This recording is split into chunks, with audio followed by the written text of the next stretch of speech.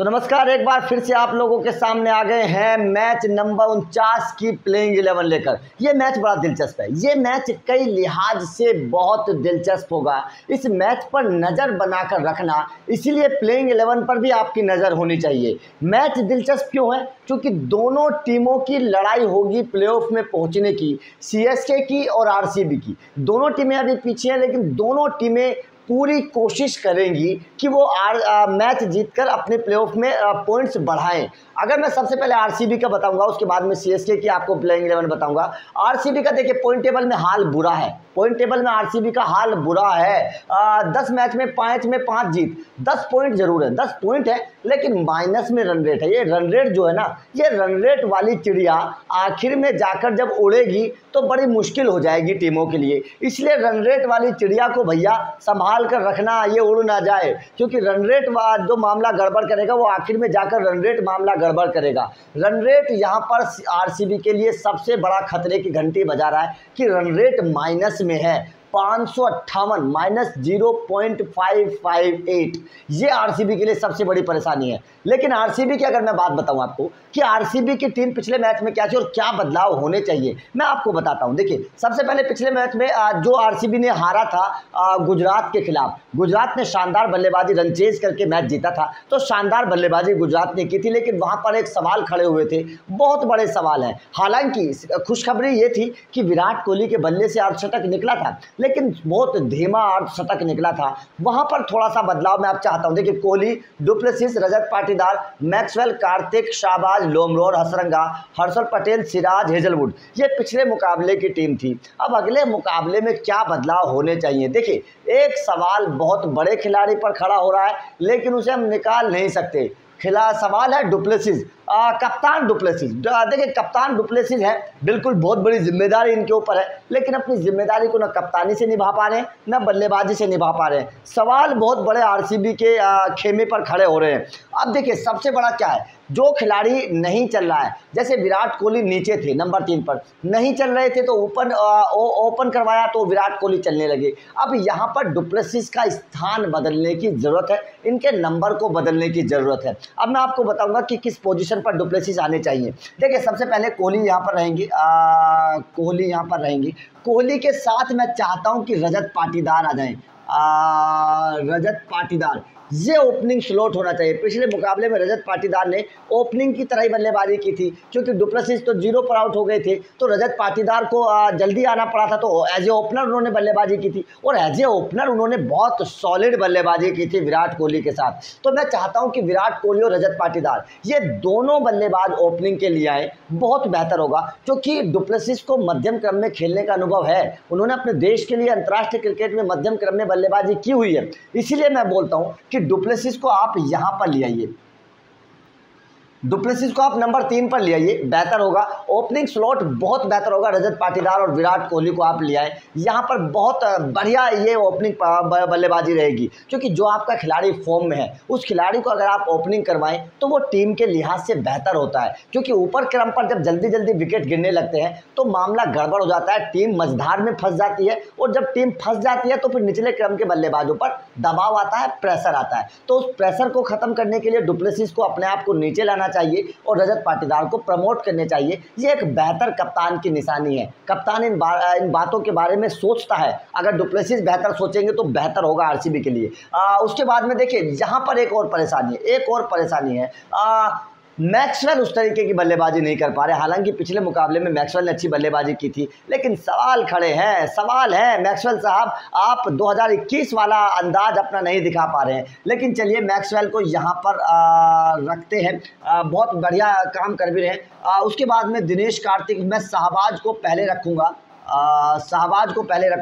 उसके बाद में दिनेश कार्तिक यहाँ पर मैं रखूँगा। अब देखिए, आरसीबी के पास ऐसा नहीं है कि बल्लेबाजी नहीं है। आरसीबी के पास ऊपरी क्रम के 6-7 बल्लेबाज बहुत बड़े बल्लेबाज हैं, बहुत बड़े बल्लेबाज हैं। बड़े बल्लेबाज नहीं, बड़े नाम हैं, बहुत बड़े बड़े नाम हैं। विराट कोहली बड़ा नाम है, डुप्लेसिस बड़ा नाम है, मैक्सवेल बड़ा नाम है, दिनेश कार्तिक बड़ा नाम है। 4 बल्लेबाज तो ऊपरी 6 बल्लेबाजों में से बहुत बड़े नाम हैं। तो इसके बावजूद भी आरसीबी नहीं अगर जीत पाएगी तो बड़ा मुश्किल हो जाएगा आरसीबी के लिए, क्योंकि फैन फॉलोइंग आरसीबी की बहुत ज़बरदस्त है। तो ये एक प्लेइंग 11 मैं चाहता हूं कि आरसीबी के लिए हो जाए। यहाँ पर देखिए, ये एक खिलाड़ी जो इन्होंने लिया है लोमरोर, महिपाल लोमरोर, इसने बल्ले से दम दिखाया है, इसने अच्छी चौके छक्के लगाए हैं, कुछ बेहतर शॉट इस बल्लेबाज के हमें देखने को मिले हैं। तो महिपाल लोमरोर के ऊपर बड़ा जिम्मेदारी होगी निचले क्रम पर आकर डाउन द कि भैया किस तरीके से बल्लेबाजी करते हैं, किस तरीके से फिनिश कर पाते हैं। लेकिन ऊपरी क्रम का चलना बेहद ज़रूरी है, निचले क्रम से आप ज़्यादा उम्मीद नहीं रख सकते। हर बार आपको दिनेश कार्तिक, शाहबाज अहमद नहीं जिताएंगे, हर बार आपको दिनेश कार्तिक 50 लगाकर या तेज़ बल्लेबाजी नहीं करके दिखाएंगे। आपको ऊपरी क्रम पर भी कुछ करना पड़ेगा। तो आरसीबी को अपने ऊपरी क्रम पर कुछ सुधार की जरूरत है, और सुधार सबसे बड़ा ये कि रजत पाटीदार के साथ विराट कोहली ओपन करने के लिए आए तो बहुत बेहतर होगा। देखिए, महिपाल लोमरोर यहाँ पर आ गए, हसरंगा भी यहाँ पर बढ़िया बल्लेबाजी। देखिए, हसरंगा जब आई थी तो कहा जा रहा था कि एक बेहतर ऑलराउंडर है, लेकिन अभी तक इनकी गेंदबाजी तो देखने को मिली है। गेंदबाजी से तो हसरंगा ने सेटिस्फाई किया है, लेकिन बल्लेबाजी से हसरंगा अभी तक कुछ कमाल नहीं कर पाए हैं। तो हसरंगा से भी आरसीबी को उम्मीद होगी कि अब जब आरसीबी प्लेऑफ की तरफ बढ़ना चाहती है तो हसरंगा अपने बल्ले गेंद के साथ साथ बल्ले से भी कमाल करके दिखाए। ये आरसीबी चाहती होगी हसरंगा से कि गेंद तो ठीक है, बल्ले से भी जब जरूरत पड़े तो आरसीबी को जिताने में एक अहम योगदान दे हसरंगा। तो यहाँ हसरंगा से भी बल्ले से थोड़ी सी उम्मीद है।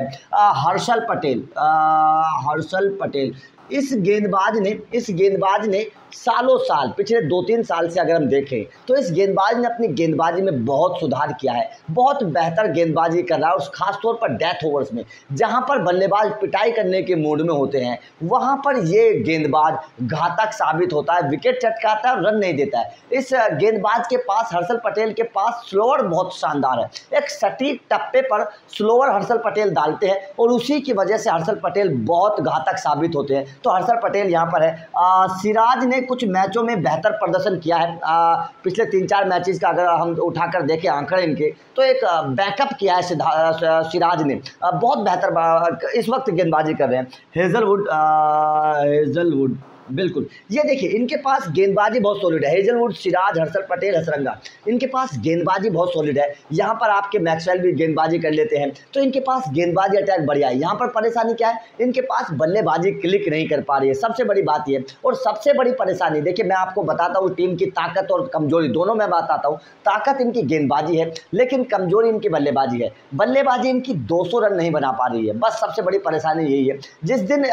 जिस वक्त ये 200 रन बनाने लगेंगे और आप समझ लीजिए कि आरसीबी की टीम बड़ी खतरनाक हो गई, क्योंकि 200 रन नहीं बना पा रहे हैं आरसीबी वाले बल्लेबाज। 170-80 तक सिमट कर रह जा रहे हैं। तो 170-80 में काम नहीं चलेगा। आपको अगर आईपीएल जीतना है, आईपीएल में आगे बढ़ना है, तो कम से कम 200 रन आपको बनाने पड़ेंगे। 200 रन नहीं बना पा रही है आरसीबी की बल्लेबाजी। बड़े नाम हैं, बड़े नाम के बावजूद आरसीबी की बल्लेबाजी पर 200 रन नहीं बन रहे हैं। तो आरसीबी की ताकत उनकी गेंदबाजी, कमजोरी उनकी बल्लेबाजी। बल्लेबाजी में बहुत बड़े बड़े नाम है, लेकिन उसके बावजूद भी चल नहीं पा रहे हैं। तो मैं चाहता हूं एक बदलाव, डुप्लेसिस को नीचे आना चाहिए। डुप्लेसिस को मेरे हिसाब से नीचे आना चाहिए, और रजत पाटीदार को ऊपर अगर ये भेज दे ओपनिंग के तरह विराट कोहली के साथ, एक तेज खेलेगा विराट कोहली, एक छोर से संभाल कर खेलेंगे, एक अच्छा कॉम्बिनेशन बन जाएगा, अच्छा कॉकटेल बन जाएगा ओपनिंग का। मेरे हिसाब से ये आरसीबी की बल्लेबाजी की प्लेइंग 11 होनी चाहिए। तो आपका इस प्लेइंग 11 पर क्या कहना है, कमेंट करके जरूर बताइएगा। सीएसके के खिलाफ, क्योंकि दोनों टीमों के लिए ये मैच बेहद जरूरी है।